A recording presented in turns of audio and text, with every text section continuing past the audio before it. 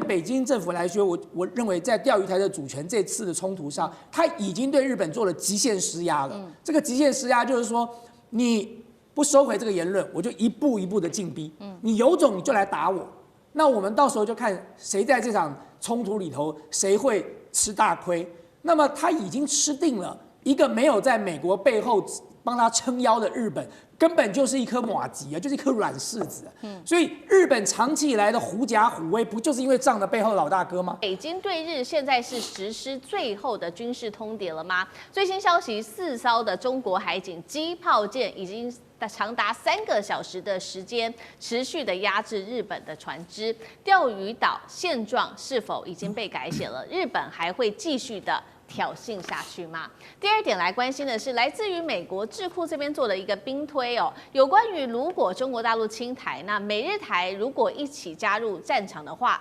恐怕这边说会付出惨痛的代价。而另外一个数据也显示，就算今天日本是保持中立的态度，不介入战争当中，死伤人数恐怕高达4600多人。如果真的介入的话，伤亡人数有没有可能倍数爆冲呢？这是第二点，我们会来做关心的。最后我们来看到的是，那有关于其他国家的态度，不管是美国或者是欧洲的态度，针对于这场中日的冲突又是如何呢？来看到北京已经2度的把日本告上联合国了，美国却是到至今完全的沉默。法国则是因为经济的考量的关系，现在态度导向中国。日本现在一头热，自己往前冲，高市会不会自己害了日本呢？今天就这些议题，我们会一起的来做解读。赶快来看到中日的这场对撞已经升级到武力冲突了吗？特别我们今天要关注到的是在钓鱼岛的海域这边火光四射啊！来看到的是最新消息，日本的瑞宝丸的号船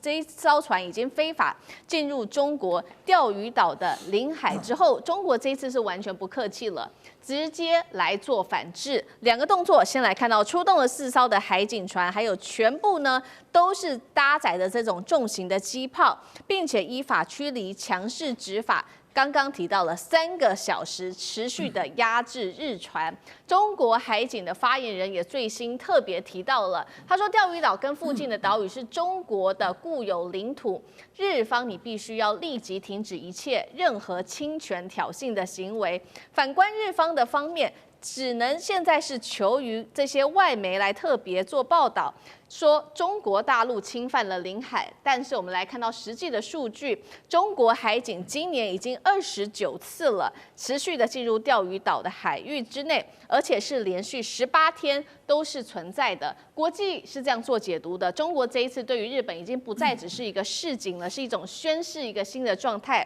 钓鱼岛，换句话说，中国认为是自己说了算，要日本别再做梦了。节目一开始特别来请教委员怎么看了？4艘中国的海警船机炮全部都架好了，现在是准备要武力来实收钓鱼岛的意思吗？未来中日海上摩擦会不会看起来往越来越频繁的方向来做发展？委员怎么看？对，我想钓鱼岛事件的发展到现在哦，你只能说是日本政府活该哦。原本他说台湾有事就是日本有事，现在台湾还没事了，日本就先有事了。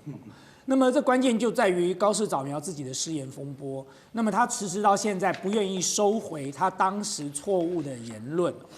可是对北京政府来说，很显然他们不会善了了啦。那么我曾经提过说，前一段时间我在这个上海，我看到了中国大陆几乎所有电视台每天晚上的这个夜间新闻的报道，先骂高市早苗20分钟，然后接着才报其他的新闻了。你要知道，当所有他的文宣机器都展开的时候，代表14亿的人只要打开电视看到的都是同样的内容。那你更不要讲在过去这几年哦，我想大概过去10年、15年吧，你到中国大陆去哦，你打开每一台的那个晚上的卫视的这些这个陆剧哦，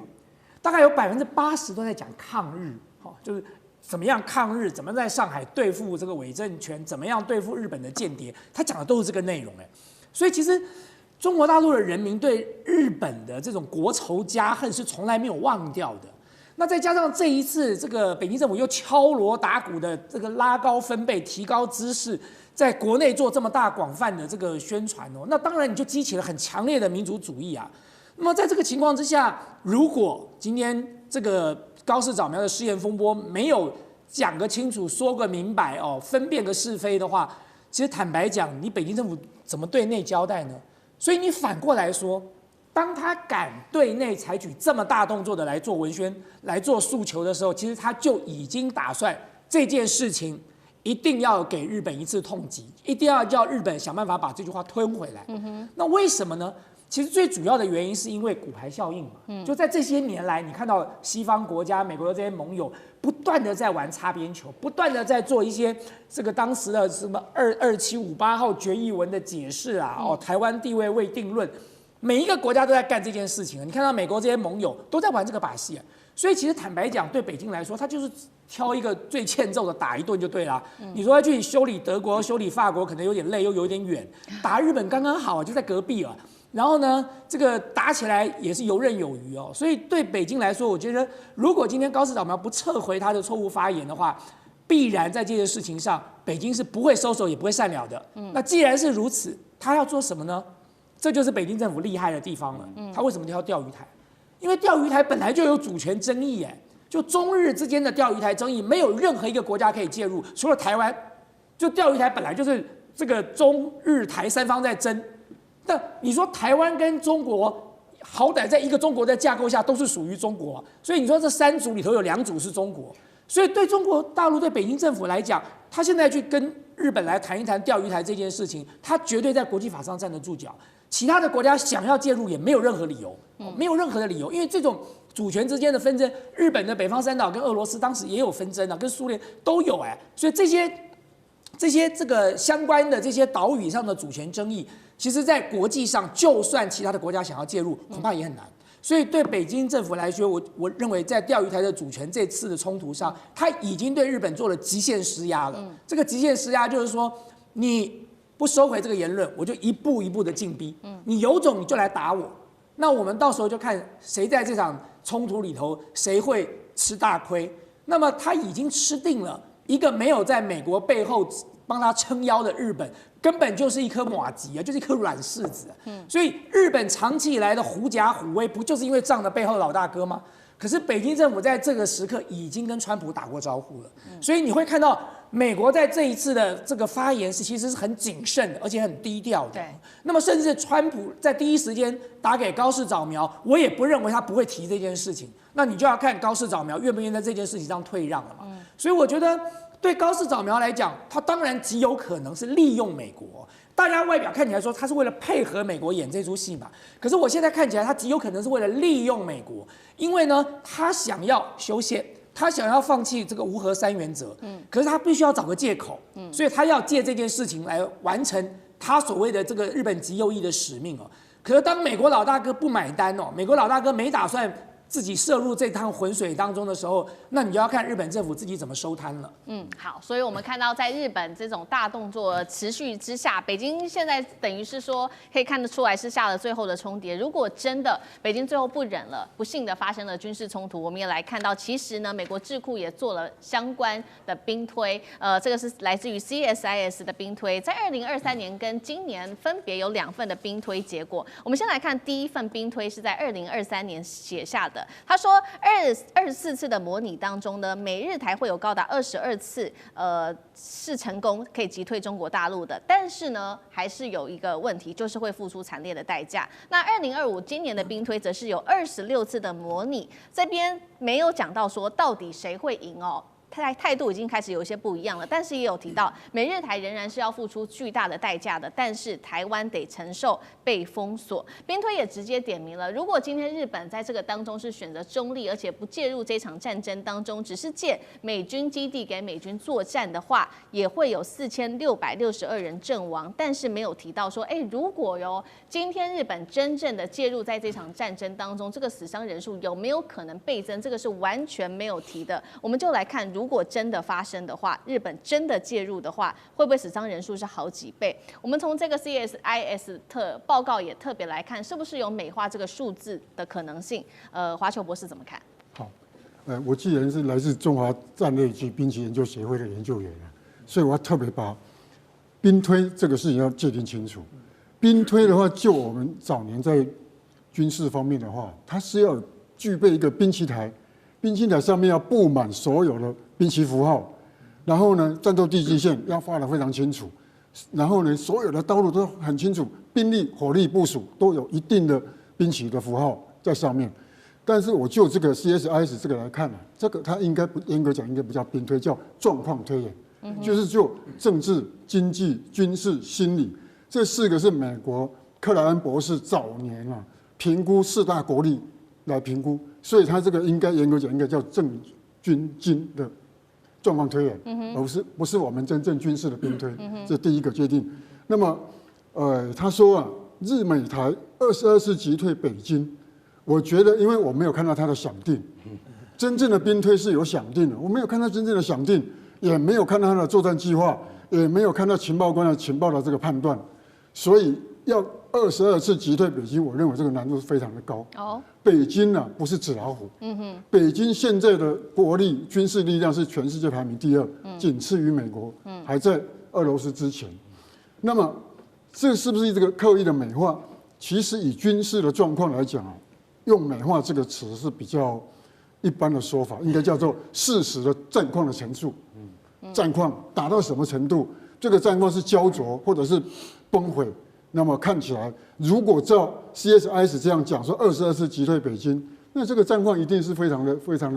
悲惨，甚至于不敢说是全歼，但至少是重大的伤害。我认为如果就军事来看，他连要转进的机会都没有。退却的话也很难，是不是要采取逐次抵抗？那也不容易。为什么？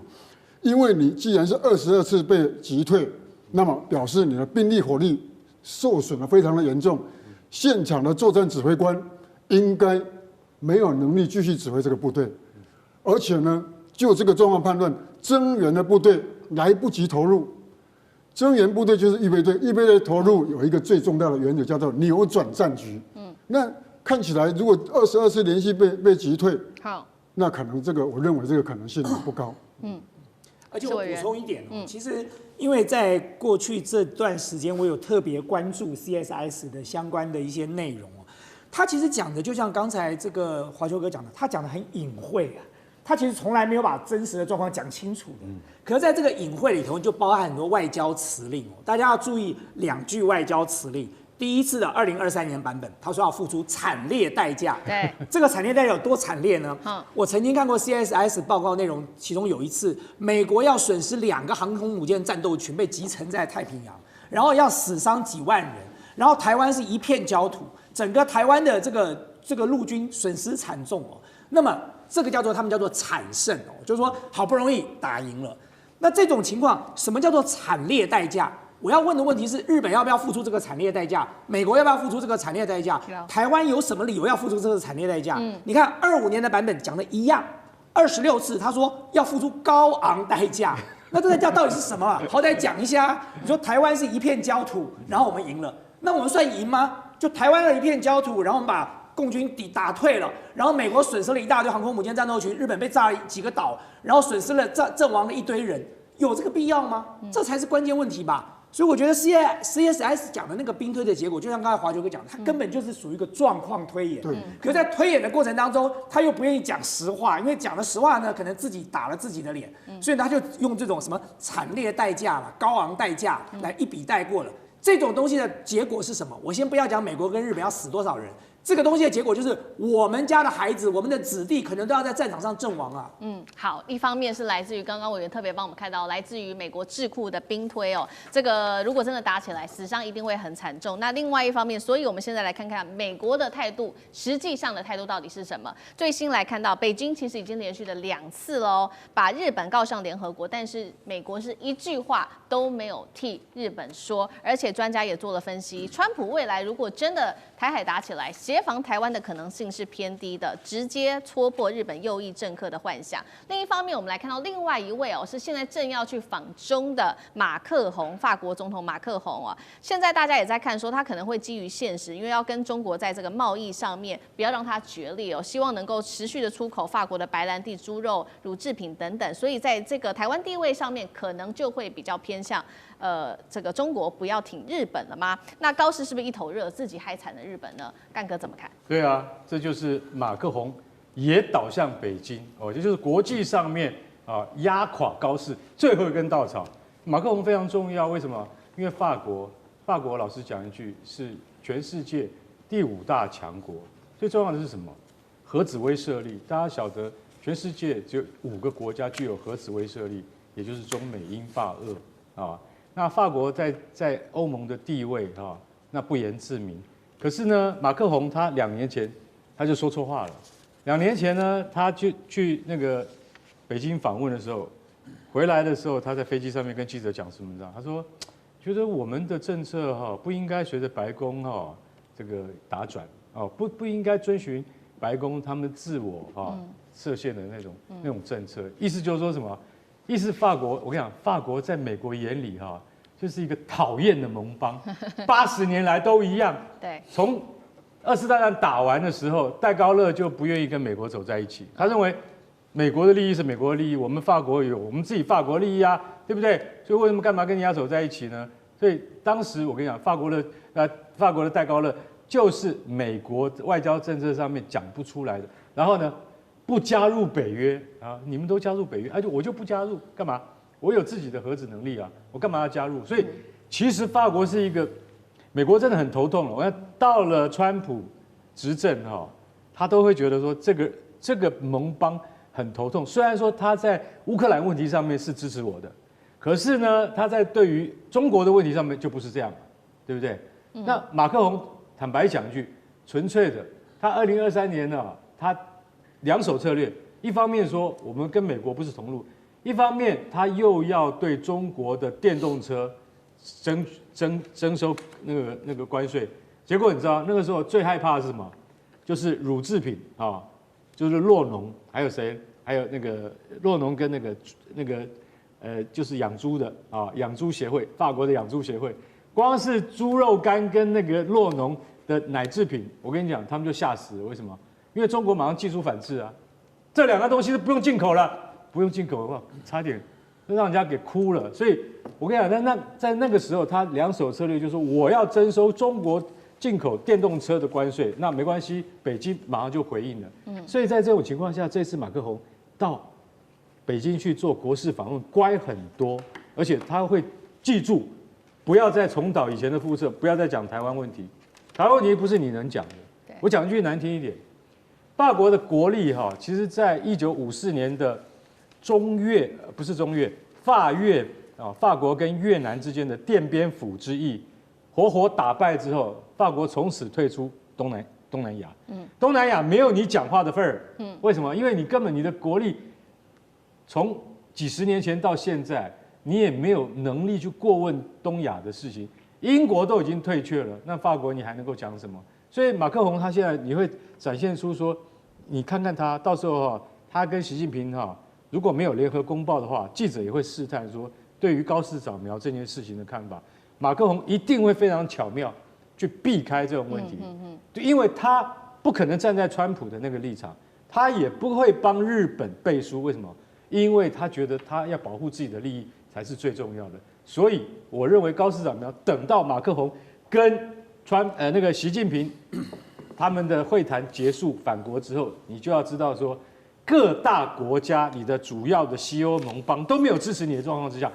高市早苗，你是不是要再发一份比较正式的声明，向中国人民道歉？日本的防卫大臣小泉进次郎突然间在这一天是7号的凌晨召开了紧急记者会。小泉进次郎是这样说的：公布了一场在冲绳东南方的上空发生的这一场危机，罕见的主动公开，他说是在冲绳外海上空，而且是濒临战争的一个事件。赶快来回顾当时发生这件事情的整个状况，是在12月6号。的16点32分到35分之间，辽宁舰起飞的这个歼15对执行紧急升空任务的日本 F-15进行了这个是火控雷达的照射。紧接着非常的紧张18点37分到19点08分这30分钟，又对另外一架的日本 F-15也遭到了火控雷达持续的来做锁定。大家在关心说火控雷达到底是什么？等一下我们也会请专家来做解读。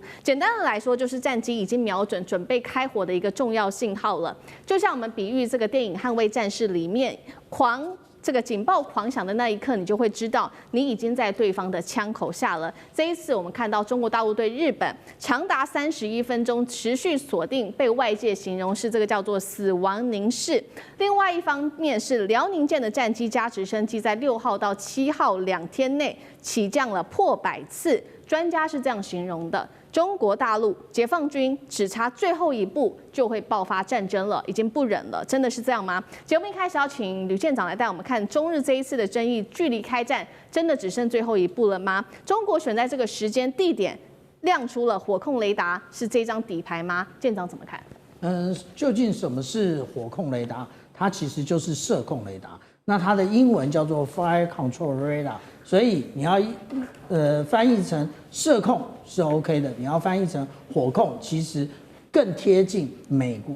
原来就是英文的用法哦。那其实我们在发射飞弹之前呢，都要先建立瞄准线。所谓的瞄准线就是 line of sight， 那其实也就是射控雷达的照明。照明之后就锁定，然后接下来发射飞弹才会建立另外一个，也就是射线的部分啊，也就是line of fire 的部分。那这两个部分呢，也就是刚刚讲的，为什么大家会认为开启射控雷达是死亡凝视，也就是我已经在完成瞄准的动作了。那现在大家在讨论这件事情啊，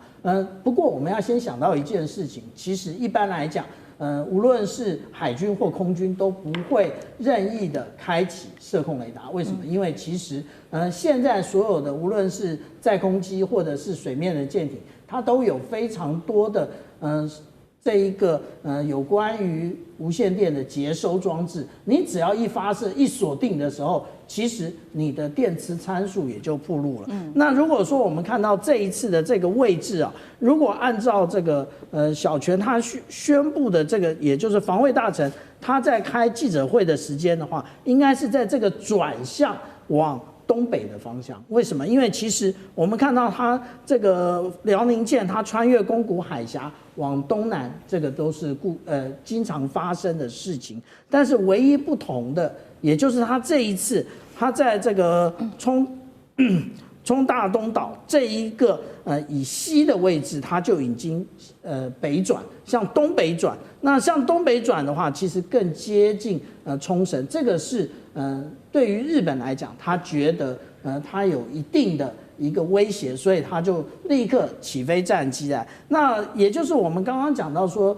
有关于这一个射控雷达的部分啊，它一共我们讲到，刚刚主持人也直接告诉我们了。开启了时间，那但是呢，我们这样讲，其实2013年1月的时候，其实这件事情也就发生过，不过那个时候是舰艇发射的，那这一次呢是战机发射的。那战机为什么发射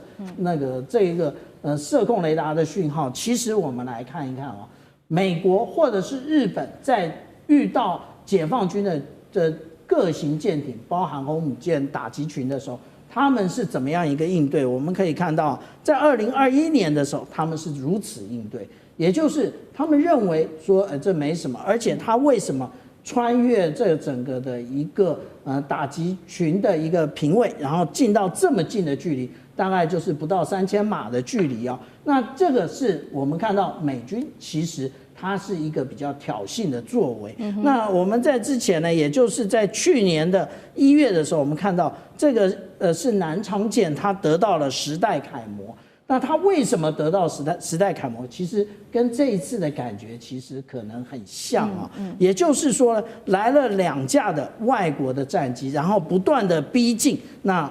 也就是他们开启了舰上的系统。那这是我们讲到说上一次10代楷模的事情。那这一次呢？对不起，是航空母舰打击群。那当然，航空母舰打击群它不是当场起飞，它是原来就有载空机的，也就是我们讲到的 CAP， 也就是雷达的这一种巡弋的在空巡弋机。那我就直接的派这个1批2架次直接去拦截，而且我们其实要特别注意一点，它其实在视距外就已经被锁定了。意思是什么？中国大陆其实是非常的，对于这件事情，他已经非常的有他的警觉心，而且他绝对不让类似我们刚刚看的那个伯克级驱逐舰，它的舰长翘个腿，然后在那边然后做这个如此的事情啊。那这也就是我们讲到说这一次的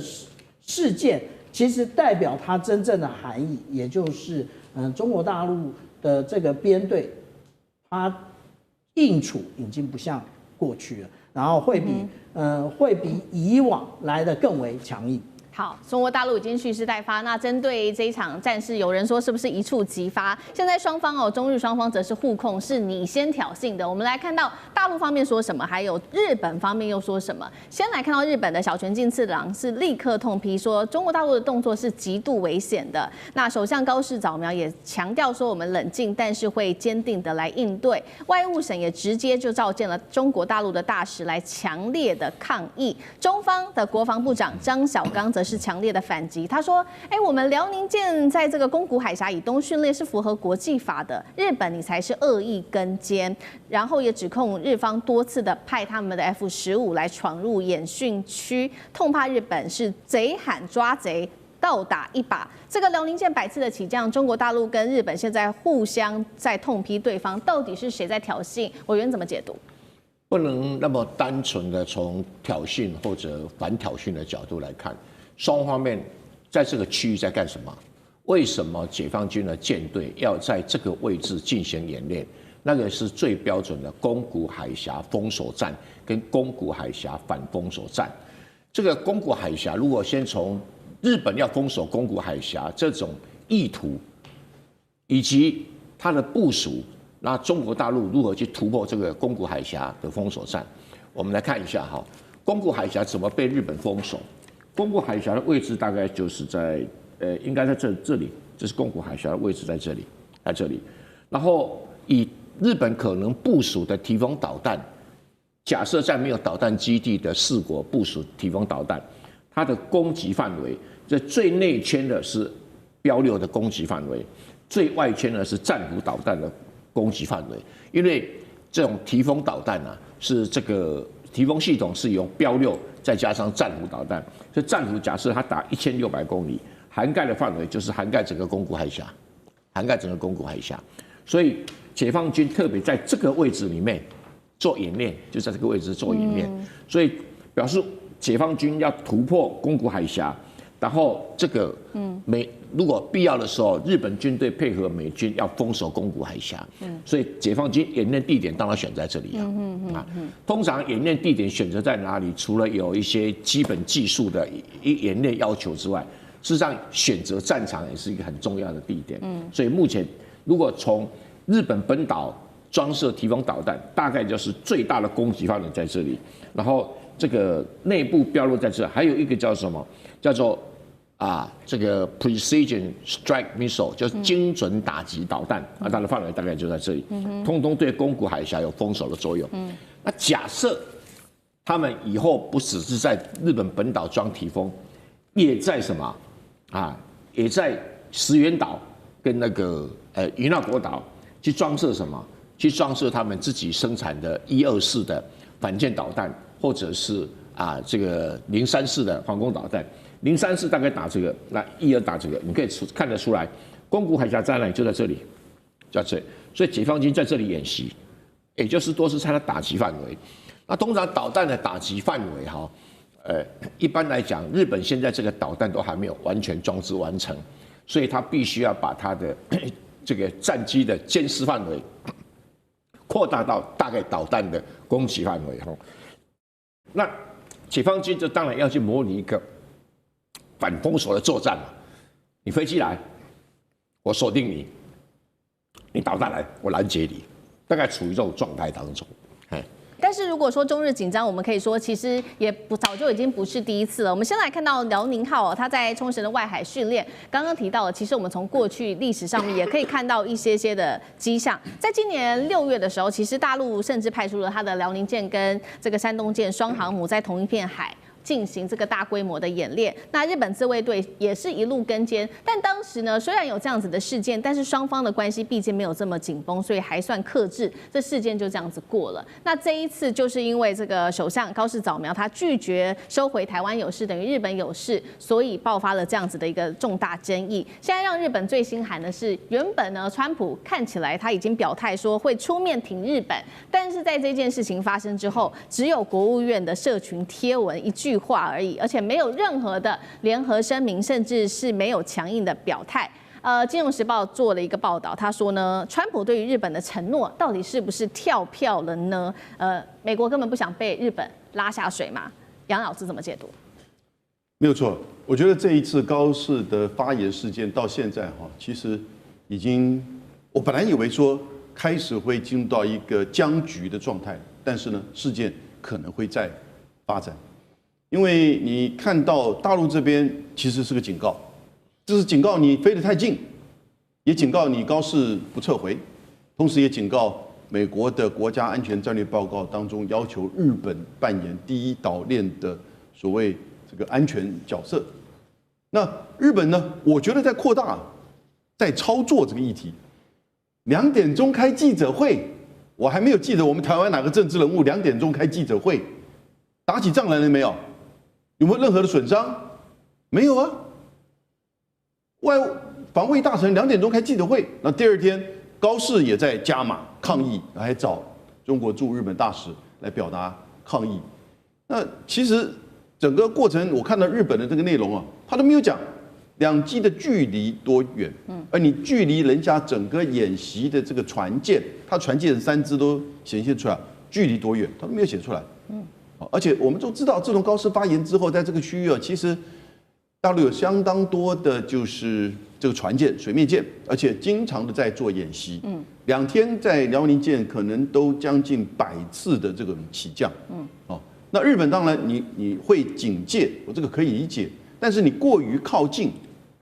当然要受到警告。比方说，去年7月的时候，日本有一艘驱逐舰叫梁越号，它跑到浙江的门口，在那边监视了中国大陆的演习，结果呢，跑进去领海里面20分钟，大陆这边抗议啊，日本不理，所以到8月24号的时候，大陆一艘运9的这个侦测机，侦察机就在日本9州外面的男女群岛这边旋外海上，然后进入到领空15分钟，日本就把它做，你看中国军机侵略日本领土，那1个礼拜之后呢，日本自卫队悄悄的把那个梁越号的舰长给换掉，所以这一次我觉得日本这边的操作的情况非常明显，而美国呢从头到尾没有讲话，因为就在昨天，加州有一个雷根图书馆开一个雷根战略会议，同时美国的国防部长还有美国的参谋联席会议的主席都到了，参谋联席会议的主席都还被记者问到，你对这次的中日紧张的看法，他完全没有提到中日紧张，也没有提到日本，他只说中国的军力的发展，然后走向一个全球的布局，好像还蛮正面的。美国现在的态度，基本上我认为2句话，美霸退出西太平洋，这个美霸不是爸爸的霸是霸权的霸，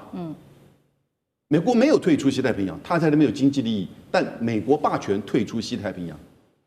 美军转为战略守势，你有没有看到最近这几年，任何在驻韩或驻日美军跟中国大陆解放军有任何擦撞，或者是警告，或者真的之类，除了在台湾海峡之外，对，都是日本。所以日本的角色现在变得好积极。小泉进次郎，当然我个人觉得他也是为他想做下一任首相做准备，因为他知道现在日本整个向右转、保守化、反中的氛围，所以这种民粹操作在晚上2点钟开记者会，我就觉得真的是可以到达这种地步。但我必须要讲中国大陆的那个海军的发言人到第2天的12点45才一个公告出来。其实国际媒体跟所有的华文媒体都已经照日本的讲法写出来了。到了当天的下午，到现在我们才了解，其实真的不安全、不专业是谁？是不是日本你太过于频次过高的接近，而且你4点钟来一次，被照了一下之后，你6点钟再来一次，好像照的不够爽，因为那个所谓的这个火控雷达的照射哈，就刚才小院长讲得很清楚，因为它那个就是高频率的那个很容易过热，所以当它一照射跟就是导弹要发射的这个根本是等于是这个一致的，那个窗口时间很短。可是即使如此呢，在4点6点的时候呢，应该是说歼15上的飞行员用人工的卸弹，就等于是停掉那个飞弹发射的这个程序。好，一般的话，通常照射锁定飞弹发射，这大概是一个瞬间的。那但是呢，他用这种方式告诉你，然后呢，你4点不行，你6点再来一次，再来一次不就没事了吗？为什么呢？2点开记者会，为什么不选择3点好了？为什么4点？所以这个时间点，然后呢，第2天这样子，所以你看到美国的反应其实让日本更为挫折感。美国就是没反应，而且再加上他们的讲的话以及那个国家安全战略报告，实际上所显现出来，美国在整个西太平洋已经开始在战略收缩、战略守势了。美国总统川普他为了避免今年好不容易真的可以跟中国大陆敲出了这个中美稍微在贸易上休兵，结果川普政府是突然间踩了刹车那我们看到他做了什么样子的一个动作呢？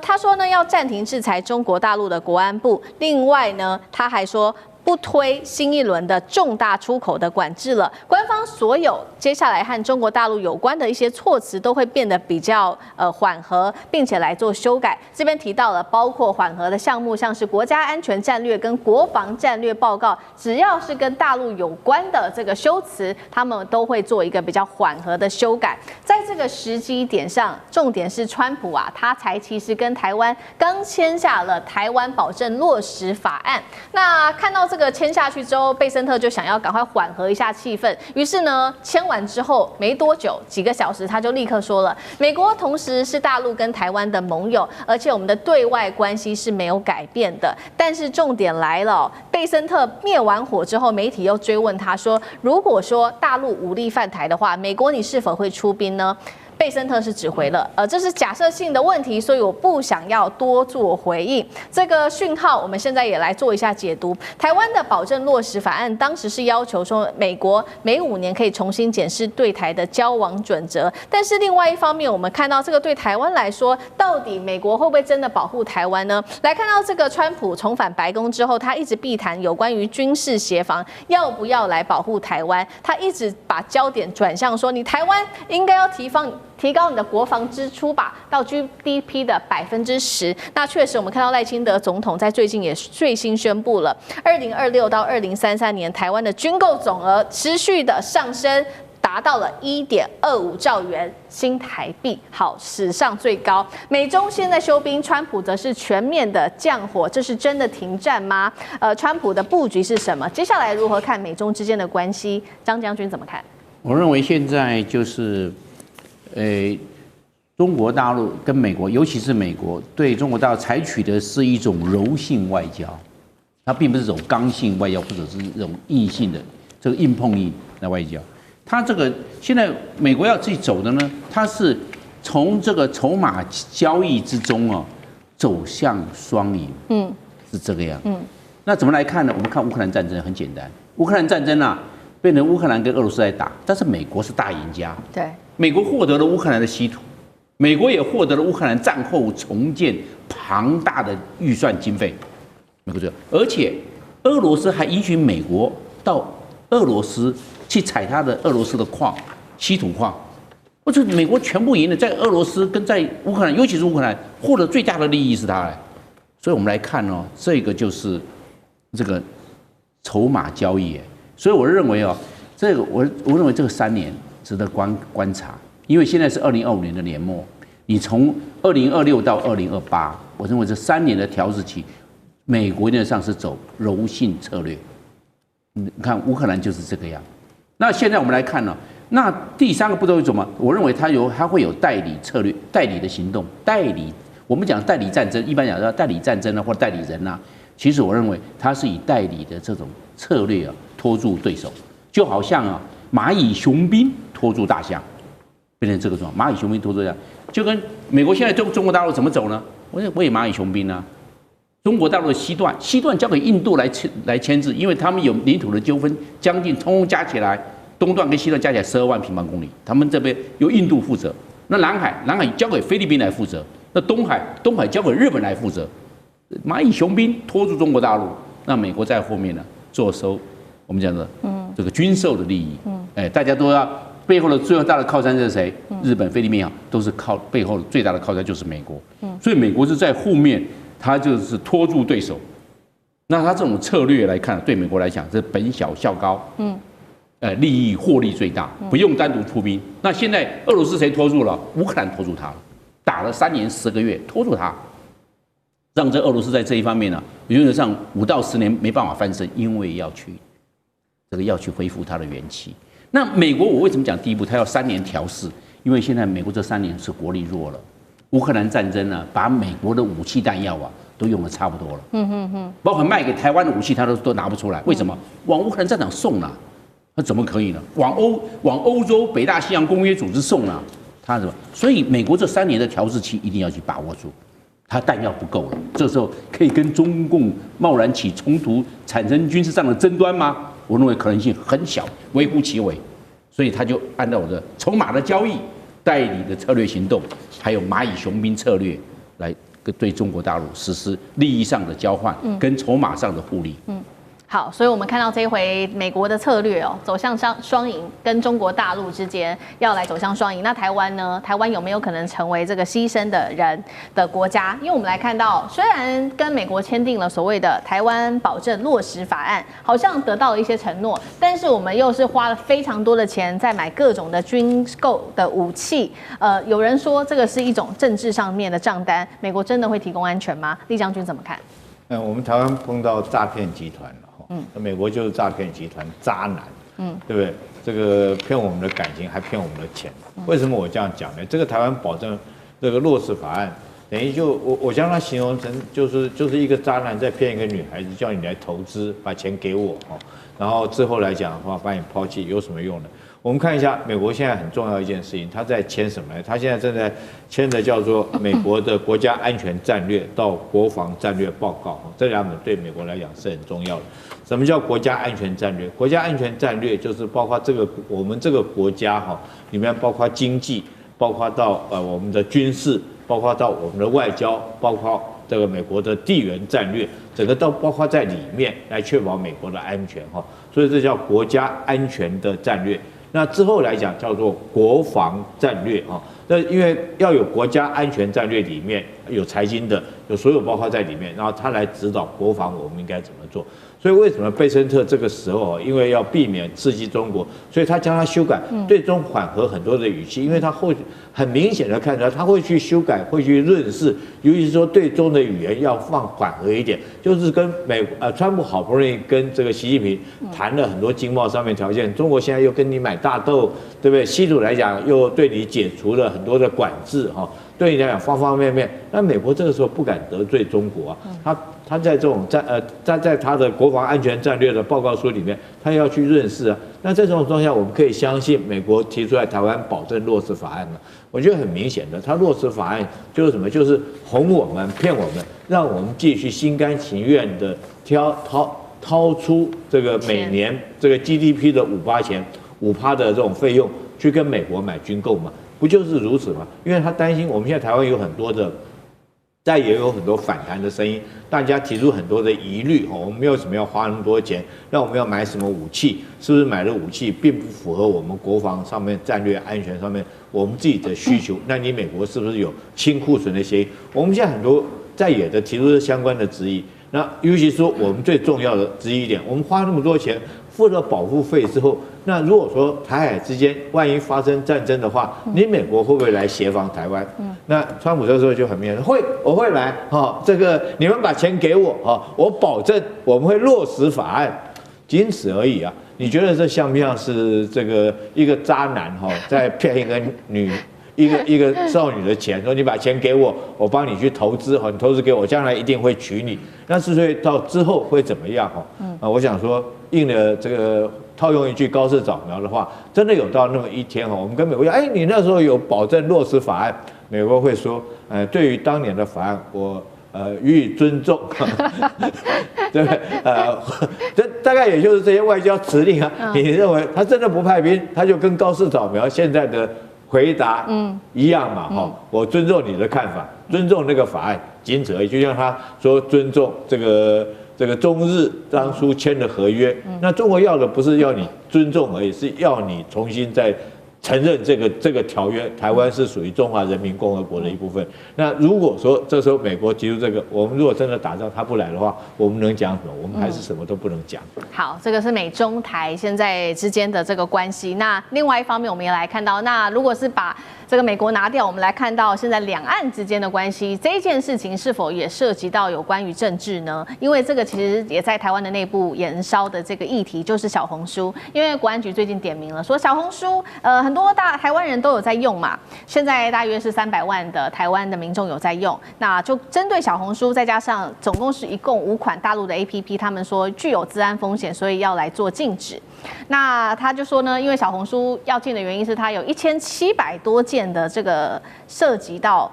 涉诈，那么财损超过了2亿元，所以说接下来要下架1年。那在野党也批评啊，不是小红书涉诈，包括了其他平台，美日韩拥有的平台 Facebook、Line， 它的诈骗也这么多，为什么你就只是禁入戏而已呢？这件事情是否涉及到政治上面的考量？因为台湾其实上百万的，主要很多都是年轻人，都有在使用小红书。杨老师怎么看？一觉醒来，小红书连不上了。对，我的小红书真的连不上。我测试了2次。理由当然不是治安跟诈骗。他说2年来，总共小红书被检举的有1700多则诈骗，金额来到了2亿多台币。你知道，过去这30天，我马上就上我们数位发展部数发部自己的网站，它会让你去查询7天、14天、30天到今天为止的这30天，我去查到底哪一些社群网站有被检举多少则，总共最高脸书51827，然后呢 Threads 10318。Instagram 7132，这边整个这个图像好出来，没有小红书，因为小红书在过去这30天不到100则，因为它2年才1700嘛，人家脸书30天就5万多，做折数呢，那我们1个礼拜台湾被诈骗的超过3亿，小红书过去2年才2亿，完全在比例上说不过去。用这个理由，我觉得年轻人不会相信的，因为小红书是一个生活指南。我有的时候上去看的时候，看的那个旅游啊，其实很巨细靡遗的讲一些东西，但美妆比较多了但是它那个运算呢很细，你慢慢的找出来的东西，它会很快的提供给你，而且广告比较少。我觉得政治的东西也不多，基本上就是个改良版的 Instagram，在日本、在美国现在都有在用。前一阵不是拜登要进 TikTok 的时候呢，美国很多人就转到这个 Redbook 的小红书去了。所以我是觉得，当然跟这个无关。而且最近这个新闻出来，就是美国一个 AI 公司要帮小红书在日本东京的资料中心去购买 NVIDIA 辉达的晶片使用，就表示说，美日中民间商业的运用，因为政治的因素，他们自己也找到了一个因应之道。有没有违反相关的规定？其实有争议，变成一个新闻的报道，但表示说有这个需求。那台湾这边呢，超过300万人，光去年呢就127万下载。所以我今天支持小红书带了一个这个。那因此我就回去书爬啦，看到原来8月份那个时候他们在推大罢免的时候，曹新成陈新就骂小红书，骂这个 TikTok， 说就使得年轻人不支持大罢免，应该把它禁掉。后来大陆这边有学者说，两岸的年轻人因为小红书等相关的，就是他只是讲出来其中之一相互的理解，彼此就不会发生战争。不发生战争不是好事吗？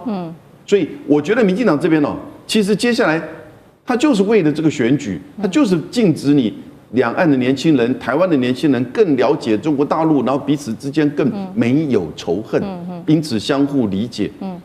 我觉得政治的动机非常的明显。那接下来我就担心了，是不是抖音啊、淘宝啊都会被禁？是百艘共军的舰队已经悄悄的压境在第一岛链了。北京还是零宣传，沉默大军整体逼近在西太平洋地区。美日台现在全面紧绷哦，太平洋版的古巴危机难道会正式的此刻要引爆了吗？今天都会一起做关注。好，今天3个火线话题，我们会带观众朋友先来关心到的是，来自于这个百艘解放军的军舰，现在可以说已经整体压进在第一岛链了。等一下，厉将军会带我们来看，包括北京，我们现在要来了解它到底在下什么猛棋，而且媒体在中国大陆的媒体方面是完全沉默，没有做任何相关的报道的，非常的神秘。等一下来做关心。解放军这一次出动，包括了它的空中有3舰客，还有海上的神盾舰052D， 打造第一岛链外海最强沙阵吗？最后来看到的是，难道太平洋的版的古巴危机会重演吗？美国在这个时候会做出怎么样的抉择？赶快来看到这是最新消息，12月4号来自于路透社的最新报道。刚刚讲了，大陆的媒体是没有报道的，所以我们看到来自于路透社的报道，就是中国大陆在本周在第一岛链已经部署了超过100艘的海军舰艇，还包括了在海警船都有，一路是从黄海的南部一直到东海、南海，都可以看到各种的武器深入在整个西太平洋地区。90艘目前仍在西太平洋这边很活跃的做活动，执行针对外国船只的模拟攻击演练以及操演区域拒止等等的行动。台湾国安局长蔡明彦同步证实，确实共军在西太平洋有4支的海军编队正在活动。路透社也特别指出了，部分共机的舰艇跟战机都已经开始对外国船只进行刚刚讲的这个模拟攻击以及拒止的行动，目的都是要来阻绝美军的增援，要来封死第一岛链。赶快来看到下一张图，等一下会请厉将军带我们特别来关心第一岛链的要冲。我们今天会从北到南，一直看到几个重要的地点，不管是从大隅海峡到这个普格拉海峡，一直到这个宫古跟巴士海峡，都可以看到解放军的武器。如果解放军真的有眼转战，会如何来做进攻？这个有关于战情，我们请厉将军来带我们看。思敏给我的作战任务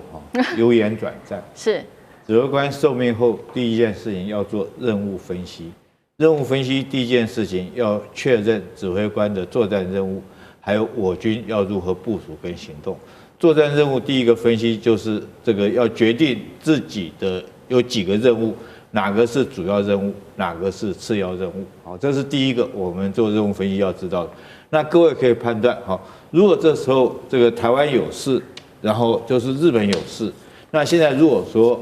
你是战场指挥官的话，你会你的任务优先目标是日本还是台湾？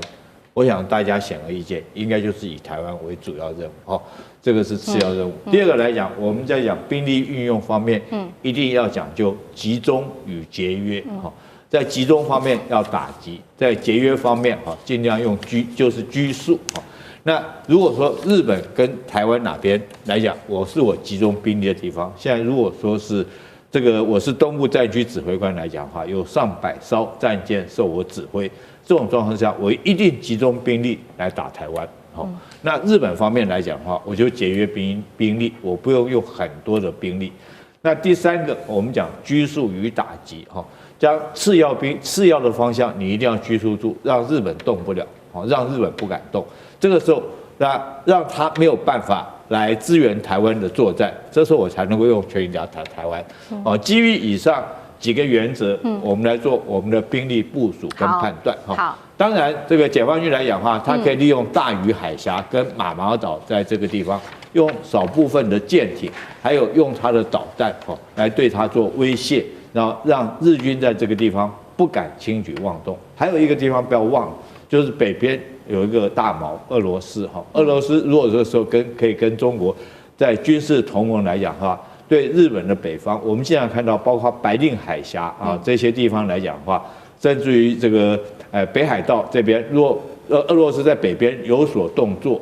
那甚至于朝鲜那边有所动作来讲的话，我相信日本会被拘束在这个地方。这时候高市早苗或这个他们的这个小泉哈，我相信这时候一定不敢轻举妄动。那第二个来讲的话，我认为会用的地方就是这个以这个他的舰队哈，一定会出这个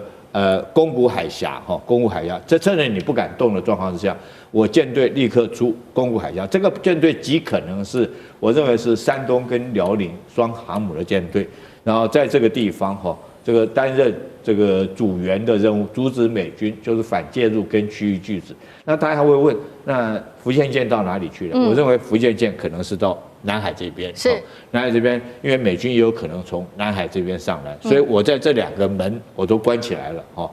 这南北这个东边这个门跟南边这个门我关起来，北边这边啊，我用一部分兵力拘束住日本，让日军不敢轻举妄动。这时候我就可以集中我的全力啊，因为这边海峡只有200公里宽，在这种情况下，不管我的是075哈，在075我几艘075在西边海域，076部署在这个地方，因为它有电磁弹射的无人机，可以担任制空作战，也可以登陆作战哈，放在这个地方，也可以牵制到与那国岛。它虽然说与那国岛部署了防空导弹，但是我相信，如果说以076的舰载机就无人舰载机攻击21来讲的话，要这个歼灭与那国岛的这种空导弹对空导弹，我想是这个轻而易举的事情。好，076部署在这边，075分别部署在台湾的北、中、南，置重点在北。置重点在北，南部这边也是一样，让南部的兵力不敢轻易向北转移运用。在这种状况下，我想说上百艘军舰，我如果说将台湾武统台湾，将台湾拿下来之后，各位想想看，日本这时候还没有作战意义，就没有太大作战意义的。我相信高市早苗这时候也不会在这边这个在讲说台湾有事就是日本有事，那紧接着后续就是外交上的动作，所以我认为，如果说是按照这个军事上面4位理则来讲的话，不管是主从任务主要任务、次要任务，然后这边是主要打击，这边是次要打击拘束的方向，这边是拒止方向。这样我们台湾来讲，要思考我们怎么样在这种状况下能够获得美军的资源，能够获得日军的资源。我认为日军顶多大概能够提供给我们台湾的。大概2种方式，一种是情报方面的资源，大概可以情报方面。可是第二个来讲的话，它可能在潜舰方面会有所的协助，因为潜舰来讲，毕竟不是水面的暂停嘛，而且你不太容易判断是哪一个国家的这个潜舰。但是大家不要忽略了哈，如果说它潜舰这个要到这边来的话，同样如果解放军在这边这个如果这边有076来讲的话这边有这个它这个航空母舰上面都有相关的反潜机那双方来讲，未来在这个地方极可能不管是水面或者是水下都可能爆发主要的战场会在这边发生，但是关键还是在主要作战还是台湾的登陆作战，这是关键是所在，然后。怎么样让登陆部队可以持续不断获得资源？我觉得解放军在这方面也做了很多的这种功课，包括他这个做了那种登陆的接驳船，一艘接一艘的那种接驳滩岸的接驳船或者是说它的滚装货轮都是登陆的持续战力。所以在这种状况下，我认为说是日本如果说是要来协助台湾作战，确实是有它的困难，因为这个地方毕竟隔了这么多个马毛岛、奄美大岛。那如果说这个055大区的舰队又在这个地方对它形成威胁，切断它大家看到很明显的切断它的兵力。我觉得我们台湾来讲，还是要思考怎么样在没有外援之下独立作战。好，谢谢厉将军。现在刚刚将军带我们看到的是整体解放军，如果真的发生所谓的武统，那可能的作战想定。那另外一方面，其实我们看到解放军这一次的大回的动作，其实包括了海空都有非常多的武器。我们今天也要特别来盘点，总共是海空出动了哪一些武器？来自于路透社的最新报道，同时央视干脆也直接点名了，包括在空中有出动3款武器，大家叫它3剑客，攻击11、歼20跟它的歼16。那么在海上同样呢，则是出动了中华神盾这一款是这个052D， 那么它是新改良款的052DM， 在今年呢，至少我们已经看到它成军了5艘以上。比较不一样的事情是，它改良之后有哪一些比较改进的武器的部分呢？就是它换装了 X 波段，可以快反雷达，提高对于低慢小的目标跟逆中目标的一种探测能力。所以接下来我们要请张将军来从军事也帮我们做解析，解放军最新的刚刚提到的空中的3剑客加052DN 的这个神盾舰战力组合又有多狠？那我们先来看这个空中3剑客，包含攻击11、歼20跟歼16，它各有各的任务，各有各的任务呢，要针对任务的特性、目标物的特性来做机种的搭配。那攻击11做什么？攻击11做踹门，歼20呢负责制空空优，因为它逆中战机，负责空优交给他。这个歼16负责对地或对海打击攻击。那我们看，那攻击11它的这个作战航程它4000公里，所以它算是个有空用型也有海用型。海用型它可以在航空母舰上起飞，海用型嘛，所以它是2种都可以。然后呢，它只要装什么呢？装来上面飞机上只要挂2公吨的反辐射飞弹，把雷达打瞎就可以了，踹门嘛。踹门完毕之后，逆中战机歼20出来的时候，所有的制空通通交给他，让对方的战斗机或什么会抓不到逆中战机，逆中战机抓得到它，上面挂的这个长距离的或短距离的空对空飞弹。那真正的打击的歼16，那歼16它有12个挂载，最大的满载是12公吨。你要打个折，你打仗的时候不会说12公吨挂得满满的，大概挂个8公吨差不多了。那可以挂鹰击6两、鹰击83，我就看它要针对任务性质啦。鹰击6或者鹰击83的性质，专门做对海打击。因为什么？因为讲到了第一岛链，你从这几个海峡，宫古海峡或巴士海峡，或者是那个中国海峡。这个军青海峡，它这个都可以出来啊！可以出来的时候，这个在东海还有巴士海峡都可以来实施这个海域上的扫荡。那这个交给谁？就歼16嘛。所以我们看踹门，掌握空优，然后对地或者对海打击，这个刚好就变成3位一体。一种机型，你让它包山包海，又要对空，又要对海，又要对地，又要去踹门，这种任务你通通交给他，反而贝多利分。你都不专精，你都要对空，你要去对海，你都不专精。这个我们把分工分得很清楚，让这些真正执行任务的歼16专心去对舰，空对舰的飞弹就下去，83鹰击8或者鹰击62下去，把这个军舰给它击沉，它专进行。那这样的话，功能数发挥到最多。那我们现在看到海军，看到动5两 DM 就是现代化了，中华神的7000公吨。7000吨级的，最重要它改良在哪里？以前呢，它的这个搜索雷达是 C 波段跟 S 波段，那它现在加了一个 X 波段，X 波段是强迫雷达。那强迫雷达看得远，因为我们知道最主要海上你要怎么克服？因为它有个曲度，那曲度一远的地方你看不到，因为它是地球，你这个雷达波雷达波是它不会转弯的，雷达波是直射的，你地球曲度那远的地方，它直接过去，它在下面。你根本没办法发现目标，那这个就重要了。我要换 X 波段，强波雷达要出来了。它这个强波雷达的型号是364型，那364型专门抓低空目标。我们知道有时候低空目标，尤其是反舰飞弹，这个空对舰飞弹或舰对飞弹过来了，那这个时候我要去在第一时间先发现有飞弹来袭，然后我这个时间预备到准备去摧毁它。那动5两的它重在防空，不跟动5-4不一样，因为这个军舰也是一样，不是说包山包海样样都行，它重在防空。所以你注意看，中共一个这个我们作战集群出去的时候，有动5两，有动5-4，然后来搭配大家来护卫动5-5，是这个样。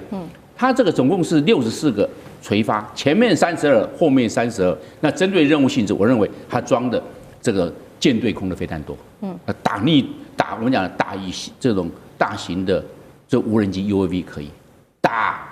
这个我们讲的飞机，我们叫做防空，这个火力没问题。就这样，它上面挂的是红旗9B 跟红旗9C，都是比较现代的。那你这个海红旗9B 跟红旗，它不用海红旗9A 了，淘汰。那这海红旗9B 跟海红旗9C 都打200公里。那这样的话，先发现目标，反正交给 S band，然后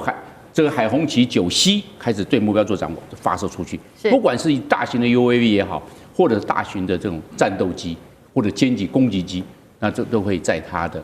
这个火力涵盖范围之内。所以，我们今天呢要来看的话，还有一个最好的搭配，只是这里面没有写，就是空警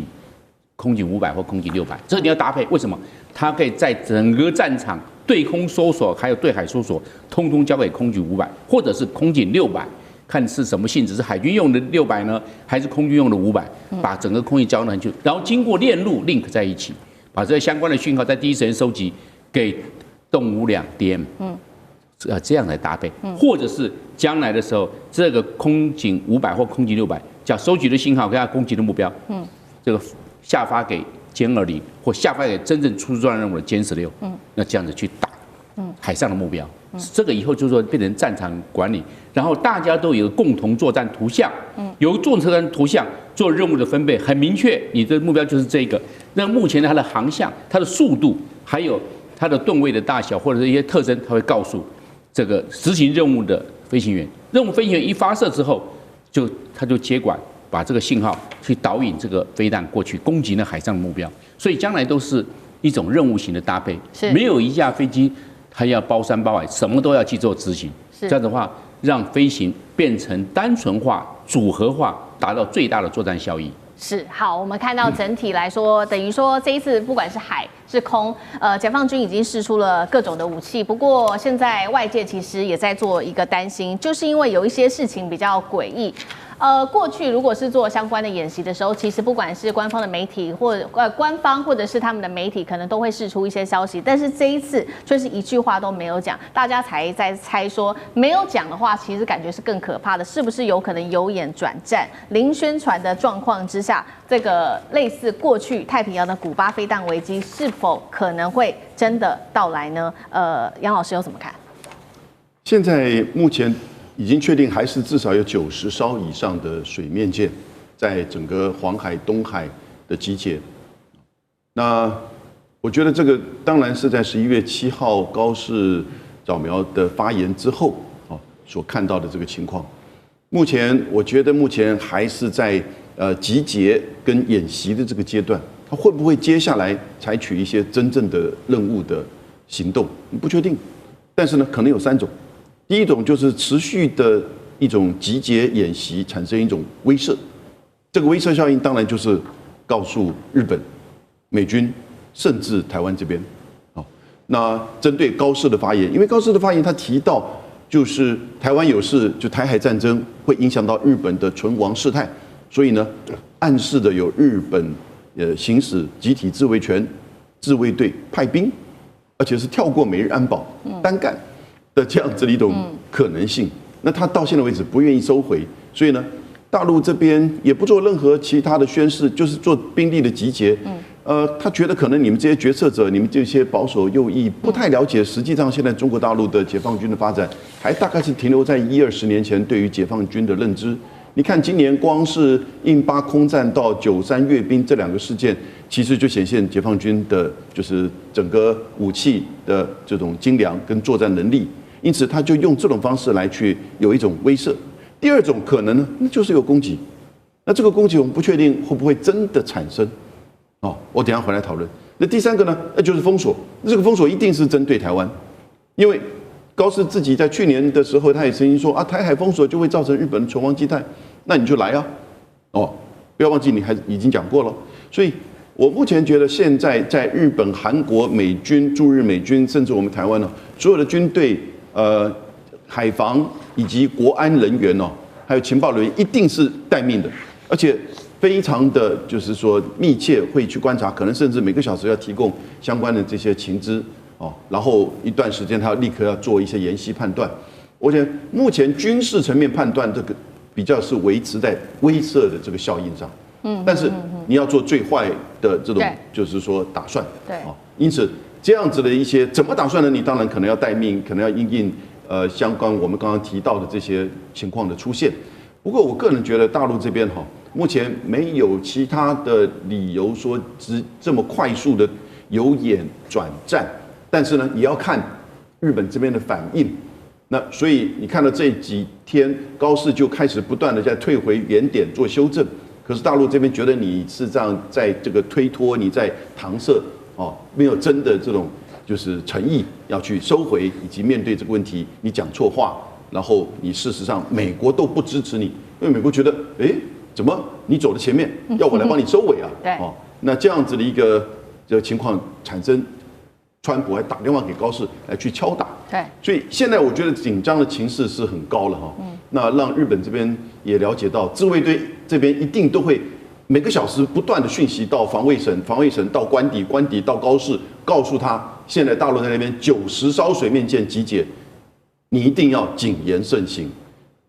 我觉得形势其实在日本的政界是非常紧绷的。在中日的这一场争议，琉球地位现在再次的被点火，中国大陆这一回亮了史料，日本则是急着跳脚做反击。今天我们会从几个观点来做出发，包括了整个黑帮渗透的疑云，再加上军事堡垒加速，中日这一场冲突全面升温。今天的3个火线话题会请来宾来帮我们做解答。首先，中国大陆这一回拿出的是明日琉球国王社重新打了历史战，北京对日本现在是释放主权的最后通牒警告了吗？第二件事情来看到，日本现在惊爆出来是中国大陆是否有利用黑帮渗透在冲绳搞认知作战呢？到底日本的指控是真情报，还是东京借此要压制琉球的独立呢？最后我们也会来从军事面，请将军帮我们看到，日本现在在打造的是西南诸岛的堡垒群，全面在加速的建设当中，包括了今天会关注的几个大岛军事化都在做。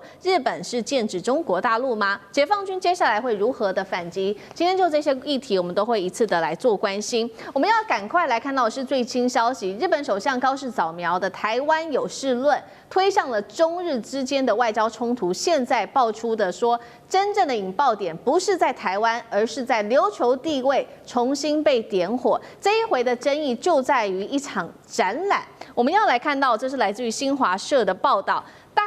中国大陆的大连的旅顺博物馆这一回展出了这个展示，明日琉球国王社引起了各方的关注。他们的这个副馆长是这样说的，他说这样子的一个这道的社谕揭示的就是说，琉球曾经是中国大陆的藩属重要的史实，为日本对琉球侵略的历史也提供了一个重要的一个验证。也就是说，琉球它有明确的指向说它是宗主国跟藩属跟中国大陆藩属之间的一个关系。那针对这样子的一个说法，日本的内阁当然很生气的回呛说，他们不会对中国大陆的任何的评论发表任何的回应，因为他说冲绳本来就是日本领土，这一点不可置疑。好，节目一开始要请教委员来帮我们特别看到中国大陆这一次展示出的明日琉球国王社有什么样历史意义，能够在琉球独立上面的议题对日本施加多大的压力？委员。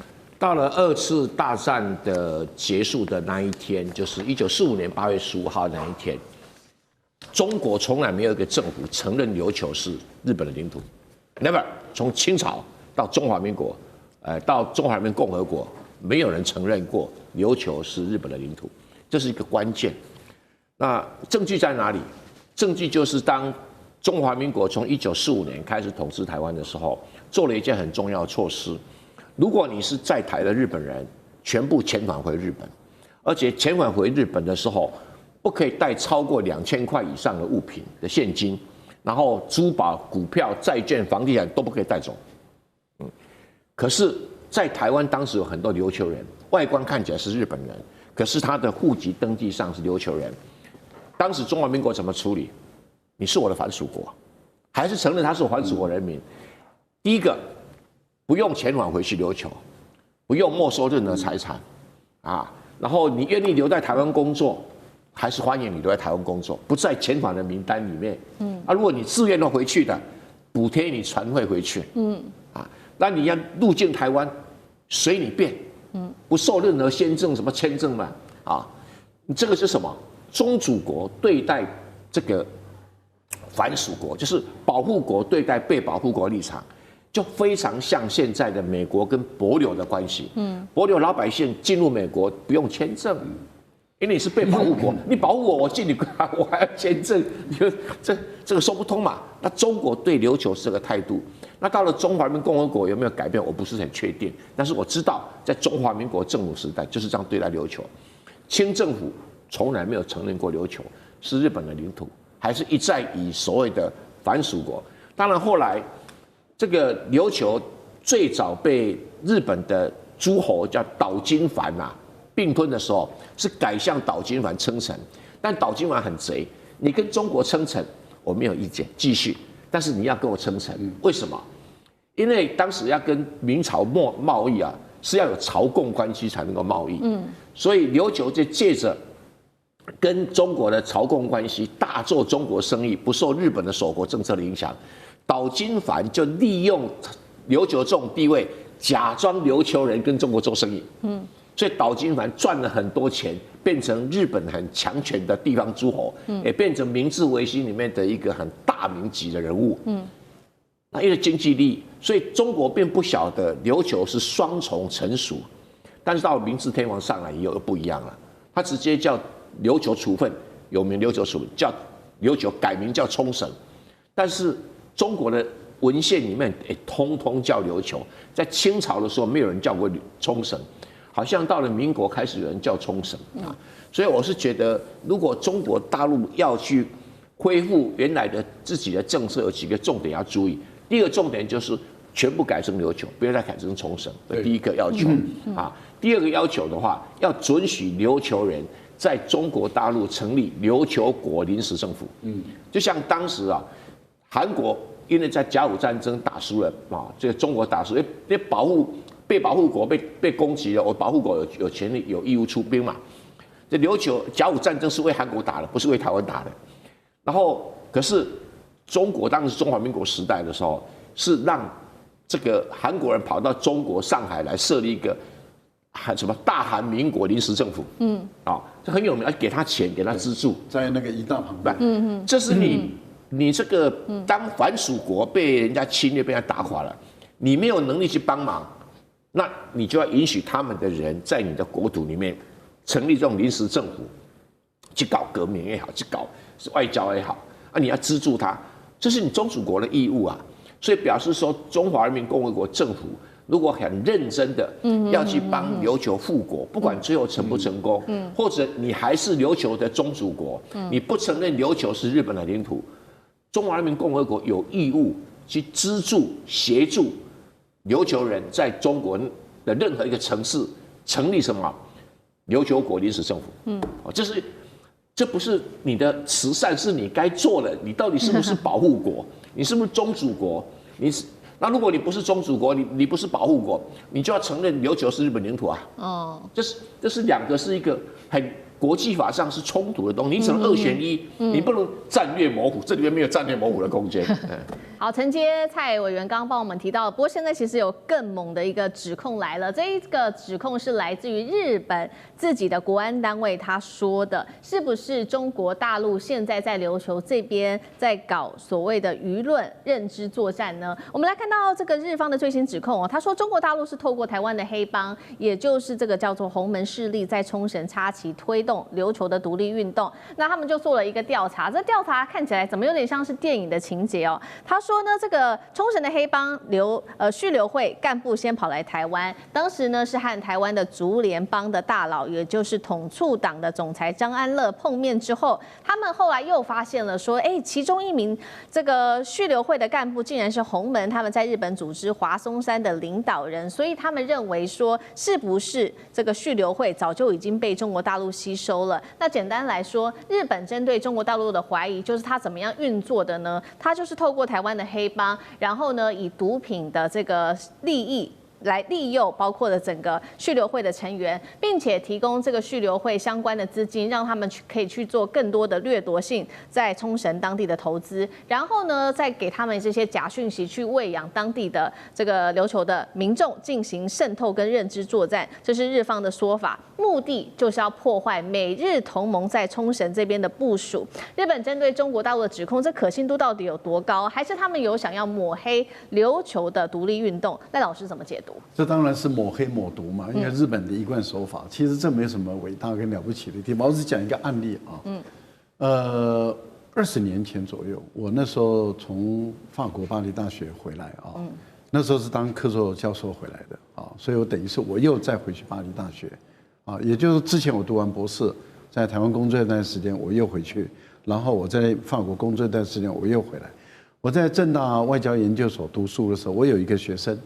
啊，研究生啊，他就是从琉球来的。那时候我一看是我有外籍学生，因为我有一位是法国的美国的这个海军官校毕业的学生啊，也在读硕士班在台湾，然后一个是日本来的，那我就很习惯性的说，这个我们有美国来的同学，一个女生啊，美国人，那另外一个来自于日本的啊同学，那个同学他就举手了，他就说老师我不是日本人，我是琉球人。我在强调，他说我是琉球人。这代表什么意思？代表事实上是道地的琉球人，他清楚的知道他不是日本人，他是琉球人。琉球国是被日本人并吞的，而且是非法并吞的。当时美国的这个海军官校的毕业生，那位女军官上尉吧，她也在那边听啊，她也没有意见啊。这代表什么意思？我讲这段话的意思，也就是说，事实上琉球国它一直存在。而且它是中国的藩属国。我想这次在大连展示出来的琉球国王的这个国王赐，其实就是讲明了，它就是藩属国。到满清的时候也延续的明王朝时代，这都没有问题。美国在当时也有派，就是美国独立建国之后，美国在亚洲也有派一位总领事驻守在琉球国。所以美国知道日本国是日本国，琉球国是琉球国。可是因为琉球国比较小，所以他没有派大使，他只派到总领事级，而派到日本的是大使级的。那就代表什么？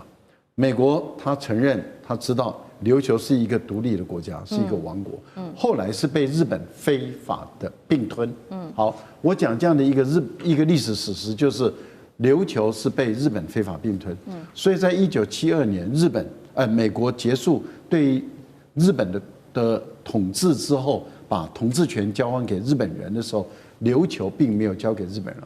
琉球只是委托日本代管而已。日本无权利在琉球建立冲绳县，这事实上也是国际法的规定，日本是违法的，所以日本不拥有琉球，这是第二个。第三个，就我还记得我在学生的时候，在台湾，应该在读研究所。我在台北市的罗斯福路，靠中正纪念堂附近，那时候有一栋大楼。这栋大楼有一次我进去的时候，还看到琉球国王的办事处在那边。那而且还看到他们的旗子，我印象很深刻，所以我记到现在。这代表什么意思？这代表在